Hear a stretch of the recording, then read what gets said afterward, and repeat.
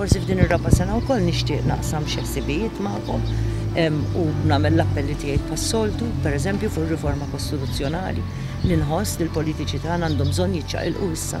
u wara l-wedi li saru ikun hemm ukoll it-twettieq mill-kliem ngħaddu għal-fatti, proċess kostituzzjonali tar-riforma kostituzzjonali li għandu jkun wieħed pubbliku trasparenti fejn nassiguraw li jkun wieħed ukoll edukattiv għall-poplu tagħna u fuq kollox ukoll ikun wieħed mill-iktar parteċipattiv biex il-poplu tagħna iħoss kemm importanti l-Kostituzzjoni għalih li din hija l-ikbar għodda li għandu li hija l-ikbar għodda demokratika li għandna bħala pajjiż. Nieħu l-opportunità wkoll biex infakkar li fl-aħħar ta' dan ix-xahar l-ex-president Agata Barbara tagħlaq 60 sena minn meta kienet l-ewwel l-uniku mara proġunier politiku f'dal-pajjiż. F'28 ta' April tal-1958 fl-Istrajk Ġenerali ta' dak iż-żmien, Agata Barbara kienet l-unika mara Maltija li ttieħdet ukoll b'arrest u wkoll mixħuta l-ħabs u xtaqt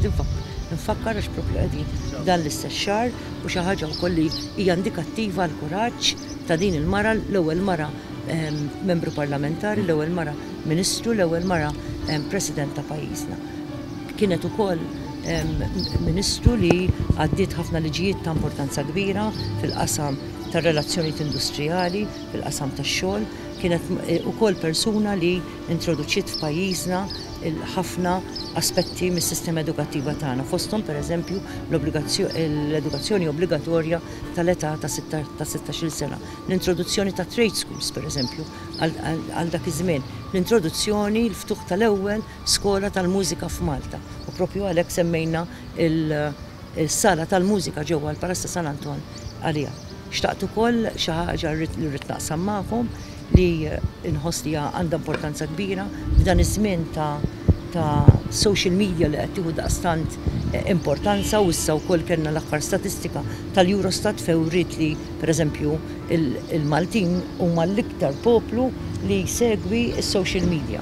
U wkoll nafu li s-social media fil-waqt li hija xi ħaġa pożittiva li tżommna f'kuntatt u żommna wkoll fi ħbiberija ma' xulxin imma hemm min sfortunatament mhux qiegħed juża social media bl-aħjar mod. Ġifieri meta ikollna nies li jwadbu affarijiet li mhumiex veritieri u jitwemnu u allura jibda jiżviluppa ruħu l-fake news jew inkella min juża social media biex noqogħdu nitajru bejnietna flok nagħmlu argumenti bis-sens u niżviluppaw iktar ħidma importanti. Rrid niġbed l-attenzjoni kemm allura wkoll hija importanti il-medja tagħna. Il-medja li hija